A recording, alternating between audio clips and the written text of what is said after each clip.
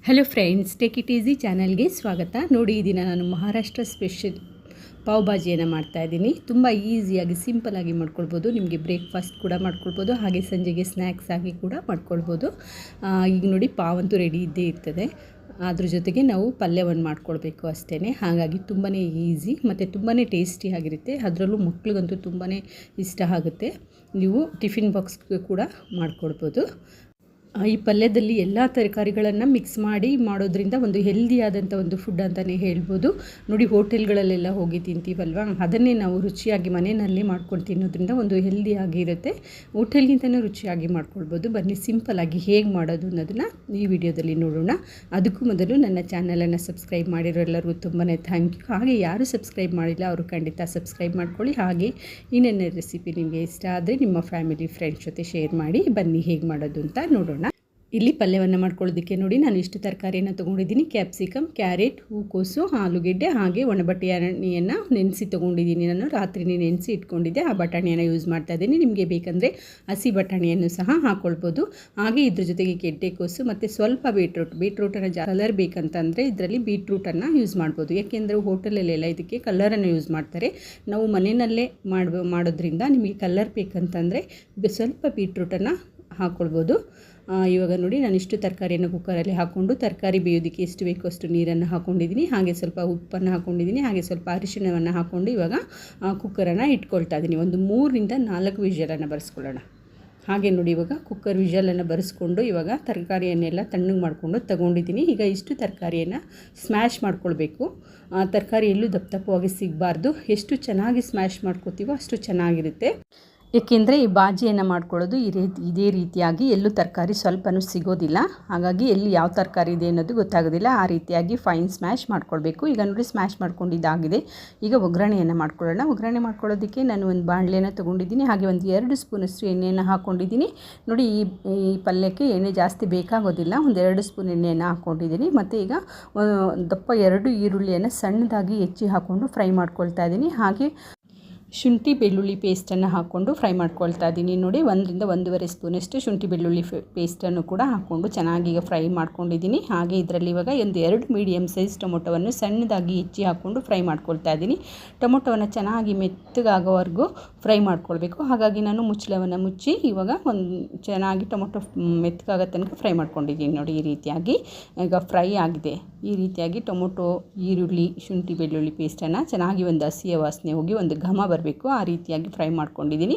ಈಗ ನೋಡಿ, ಇದರಲ್ಲಿ ನಾನು ಪಾವ್ ಭಾಜಿ ಮಸಾಲವನ್ನು ಹಾಕ್ಕೊಳ್ತಾ ಇದ್ದೀನಿ. ಒಂದು 3 ಸ್ಪೂನಷ್ಟು ಪಾವ್ ಭಾಜಿ ಮಸಾಲವನ್ನು ಹಾಕ್ಕೊಂಡು ಫ್ರೈ ಮಾಡ್ಕೊಳ್ತಾ ಇದ್ದೀನಿ. ನೀವು ಎಷ್ಟು ಪಲ್ಯವನ್ನು ಮಾಡ್ಕೊಳ್ಬೇಕು ಆ ಕ್ವಾಂಟಿಟಿಯನ್ನು ನೋಡಿಕೊಂಡು ಮಸಾಲವನ್ನು ಹಾಕ್ಕೊಳ್ಬೋದು. ಹಾಗೆ ತರಕಾರಿಯನ್ನು ಸಹ ಹೆಚ್ಚು ಕಡಿಮೆಯಾಗಿ ಮಾಡ್ಕೊಳ್ಬೋದು. ಹಾಗೆ ಇವಾಗ ನಾನು ಇಲ್ಲಿ ಖಾರಕ್ಕೆ ಅಚ್ಚ ಖಾರದ ಪುಡಿಯನ್ನು ಹಾಕ್ಕೊಳ್ತಾ ಇದ್ದೀನಿ. ನಿಮಗೆ ಖಾರಕ್ಕೆ ಬೇಕಂದರೆ ಹಾಕ್ಕೊಳ್ಳಿ, ಇಲ್ಲ ಅಂದರೆ ಖಾರವನ್ನು ಸ್ಕಿಪ್ ಮಾಡ್ಕೊಳ್ಳಿ. ನೋಡಿ, ಇಲ್ಲಿ ನೀವು ಪಲ್ಯ ಮಾಡ್ಕೊಳ್ಳೋದಕ್ಕೆ ಎಷ್ಟು ಬೇಕೋ ಅಷ್ಟು ತರಕಾರಿಯನ್ನು ಹಾಕ್ಕೊಳ್ಬೋದು. ಅಷ್ಟೇ ಪ್ರಮಾಣ ಇಷ್ಟೇ ಪ್ರಮಾಣ ಅಂತ ಏನೂ ಇಲ್ಲ. ಆಲೂಗೆಡ್ಡೆ, ಬಟಾಣಿ, ಹಾಗೆ ನಾನು ಕ್ಯಾಪ್ಸಿಕಮ್, ಗೋಬಿ, ಹಾಗೆ ಕ್ಯಾರೆಟನ್ನು ಹಾಕ್ಕೊಂಡಿದ್ದೀನಿ. ಇದ್ರ ಜೊತೆಗೆ ನೀವು ಇನ್ನೂ ಸ್ವಲ್ಪ ಬೇಕಂದರೆ ಬೇರೆ ತರಕಾರಿ, ಗೆಡ್ಡೆಕೋಸು ಹೀಗೆ ಹಾಕ್ಕೊಂಡು ಮಾಡ್ಕೊಳ್ಬೋದು. ಎಷ್ಟು ಬೇಕೋ ಅಷ್ಟು ತರಕಾರಿಯನ್ನು, ನಿಮಗೆ ಎಷ್ಟು ಬೇಕು ಪಲ್ಯವನ್ನು ಆ ಕ್ವಾಂಟಿಟಿಯನ್ನು ನೋಡಿಕೊಂಡು ತರಕಾರಿಯನ್ನು ಹಾಕ್ಕೊಳ್ಬೋದು. ಈಗ ನೋಡಿ, ನಾನು ಸ್ಮ್ಯಾಶ್ ಮಾಡ್ಕೊಂಡಿದ್ದಂತಹ ತರಕಾರಿಯನ್ನು ಹಾಕ್ಕೊಳ್ತಾ ಇದ್ದೀನಿ. ಈಗ ಮಸಾಲೆ ಎಲ್ಲವನ್ನು ಚೆನ್ನಾಗಿ ಫ್ರೈ ಮಾಡ್ಕೊಂಡಿದ್ನಲ್ವ, ಅದರಲ್ಲಿ ಇವಾಗ ತರಕಾರಿ ಸ್ಮ್ಯಾಶ್ ಮಾಡ್ಕೊಂಡಿದ್ದೆ ಅದನ್ನು ಸಹ ಹಾಕ್ಕೊಂಡು ಇವಾಗ ಚೆನ್ನಾಗಿ ಮಿಕ್ಸ್ ಮಾಡ್ಕೊಳ್ಳೋಣ. ಈಗ ಎಲ್ಲ ಈ ರೀತಿಯಾಗಿ ಮಿಕ್ಸ್ ಮಾಡ್ಕೊಳ್ಬೇಕಾದ್ರೆ ನಾವು ಕಡಿಮೆ ಫ್ಲೇಮನ್ನು ಇಟ್ಕೊಂಡು ಮಿಕ್ಸ್ ಮಾಡ್ಕೊಳ್ಳೋಣ. ಯಾಕೆಂತಂದರೆ ಇದು ಪಲ್ಯ ಎಲ್ಲ ಗಟ್ಟಿ ಇರುತ್ತಲ್ವ, ತಕ್ಷಣ ತಳ ಹಿಡಿಯುವಂಥ ಒಂದು ಸಾಧ್ಯತೆಗಳಿರುತ್ತೆ. ಹಾಗಾಗಿ ಕಡಿಮೆ ಫ್ಲೇಮನ್ನು ಇಟ್ಕೊಂಡು ಮಿಕ್ಸ್ ಮಾಡ್ಕೊಳ್ಳೋಣ. ಹಾಗೆ ಇಲ್ಲಿ ನೋಡಿ, ಪಲ್ಯ ತುಂಬ ಗಟ್ಟಿಯಾಗಿದೆ. ಈ ರೀತಿಯಾಗಿ ಗಟ್ಟಿಯಾಗಿರಬಾರ್ದು, ಹಾಗೆ ತುಂಬ ತೆಳುವಾಗಿ ಕೂಡ ಇರಬಾರ್ದು, ಒಂದು ಮೀಡಿಯಮ್ ಆಗಿರಬೇಕು. ಹಾಗಾಗಿ ನಾನು ಸ್ವಲ್ಪ ನೀರನ್ನು ಹಾಕ್ಕೊಂಡಿದ್ದೀನಿ. ಕುಕ್ಕರಲ್ಲಿದ್ದಂಥ ಒಂದು ಮಸಾಲ ನೀರನ್ನು ಹಾಕ್ಕೊಂಡಿದ್ದೀನಿ. ನೋಡಿ, ಈ ರೀತಿಯಾಗಿ ಈಗ ಒಂದು ಹದವಾಗಿ ನಾನು ಮಾಡ್ಕೊಂಡಿದ್ದೀನಿ. ಹಾಗೆ ಈಗ ರುಚಿಗೆ ಎಷ್ಟು ಬೇಕೋ ಅಷ್ಟು ಉಪ್ಪನ್ನು ಹಾಕ್ಕೊಳ್ಳೋಣ. ಹಾಗೆ ಈಗ ಸಣ್ಣದಾಗಿ ಹೆಚ್ಚಿರುವಂಥ ಕೊತ್ತಂಬರಿ ಸೊಪ್ಪನ್ನು ಹಾಕ್ಕೊಳ್ತಾ ಇದ್ದೀನಿ. ಇದಕ್ಕೆ ನೋಡಿ, ನಾವು ಎಷ್ಟು ಕೊತ್ತಂಬರಿ ಸೊಪ್ಪನ್ನು ಹಾಕ್ಕೊಳ್ತೀವಲ್ಲ ಅಷ್ಟು ಒಂದು ರುಚಿಯಾಗಿರುತ್ತೆ. ಹಾಗಾಗಿ ಸ್ವಲ್ಪ ಜಾಸ್ತಿಯಾಗಿ ಕೊತ್ತಂಬರಿ ಸೊಪ್ಪನ್ನು ಹಾಕ್ಕೊಳ್ಳೋಣ. ಹಾಗೆ ಇಲ್ಲಿ ನೋಡಿ, ಬೆಣ್ಣೆಯನ್ನು ಹಾಕ್ಕೊಂಡಿದ್ದೀನಿ. ಈಗ ಇಲ್ಲಿ ಮೇಯ್ನ್ ಅಂತಂದರೆ ಪಾವ್ ಭಾಜಿಗೆ ಬೆಣ್ಣೆ ಬೇಕೇ ಬೇಕು. ಇದರಿಂದನೇ ಒಂದು ಡಿಫ್ರೆಂಟ್ ಟೇಸ್ಟ್ ಆಗಿರುತ್ತೆ. ಹಾಗಾಗಿ ಮಕ್ಕಳು ಕೂಡ ತುಂಬಾ ಇಷ್ಟಪಡ್ತಾರೆ. ಇದು ಬೆಣ್ಣೆ ಈ ಪಾವ್ ಭಾಜಿಗೆ ಒಂದು ಡಿಫ್ರೆಂಟ್ ಟೇಸ್ಟ್ ಕೊಡುತ್ತೆ. ಈ ಬೆಣ್ಣೆ ಬೇಕೇ ಬೇಕು. ಇವಾಗ ಇದರಲ್ಲಿ ನೋಡಿ, ಬೆಣ್ಣೆಯನ್ನು ಹಾಕ್ಕೊಂಡು ಇವಾಗ ಚೆನ್ನಾಗಿ ಮಿಕ್ಸ್ ಮಾಡ್ಕೊಳ್ತಾ ಇದ್ದೀನಿ.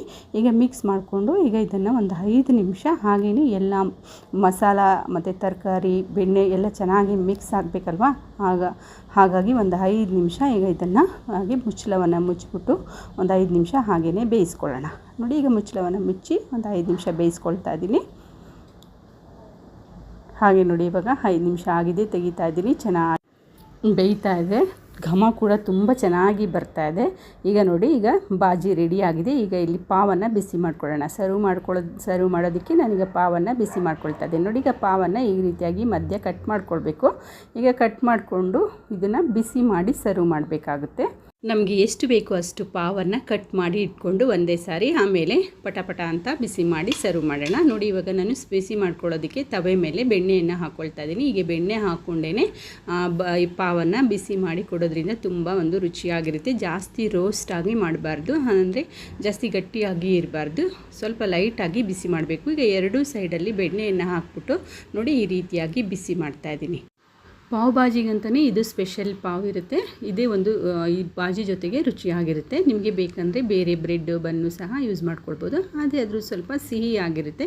ಇದು ಪಾವ್ ಭಾಜಿಗೋಸ್ಕರನೇ ಉಪ್ಪನ್ನು ಹಾಕಿ ಮಾಡಿರ್ತಾರೆ, ಅದರಿಂದ ರುಚಿಯಾಗಿರುತ್ತೆ.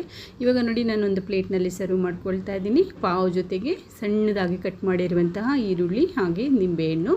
ಇವಾಗ ಭಾಜಿಯನ್ನು ಸರ್ವ್ ಮಾಡೋಣ. ಸರ್ವ್ ಮಾಡಿಕೊಂಡು ಇದರಲ್ಲಿ ಮೇಲಿಂದ ಕೊತ್ತಂಬರಿ ಸೊಪ್ಪು ಹಾಗೆ ಬೆಣ್ಣೆಯನ್ನು ಹಾಕ್ಬಿಟ್ಟು ಸರ್ವ್ ಮಾಡೋಣ. ತುಂಬಾ ರುಚಿಯಾಗಿರುತ್ತೆ. ಅದರಲ್ಲೂ ಮಕ್ಕಳಿಗಂತೂ ತುಂಬಾ ಇಷ್ಟ ಆಗುತ್ತೆ. ನೋಡಿ, ಕೆಲವರಿಗೆ ಬಾಜಿ ಬೇಕು, ನಮಗೆ ಪಾವು ಬ್ರೆಡ್ ಬೇಡ, ಅದರಿಂದ ನಮಗೆ ಗ್ಯಾಸ್ಟ್ರಿಕ್ ಆಗುತ್ತೆ ಅಂತಾರಲ್ವ, ಅಂಥವ್ರು ರೊಟ್ಟಿ ಚಪಾತಿ ಜೊತೆ ಕೂಡ ತಿನ್ಬೋದು. ತುಂಬಾ ರುಚಿಯಾಗಿರುತ್ತೆ. ಬೇಕಂದವ್ರಿಗೆ ಪಾವ್ ಜೊತೆ ಸರ್ವ್ ಮಾಡ್ಬೋದು, ಹಾಗೆ ಬೇಡ ಅಂದವ್ರಿಗೆ ಪೂರಿ ಚಪಾತಿ ರೊಟ್ಟಿ ಜೊತೆ ಸರ್ವ್ ಮಾಡ್ಬೋದು. ತುಂಬಾ ರುಚಿಯಾಗಿರುತ್ತೆ.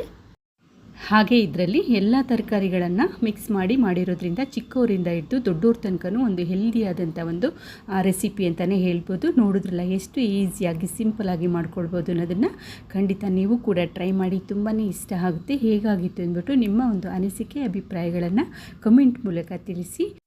ಹಾಗೆ ಒಂದು ಲೈಕ್ ಕೊಡಿ, ಚಾನಲನ್ನು ಸಬ್ಸ್ಕ್ರೈಬ್ ಮಾಡೋ ಮೂಲಕ ಸಪೋರ್ಟ್ ಮಾಡಿ. Thank you.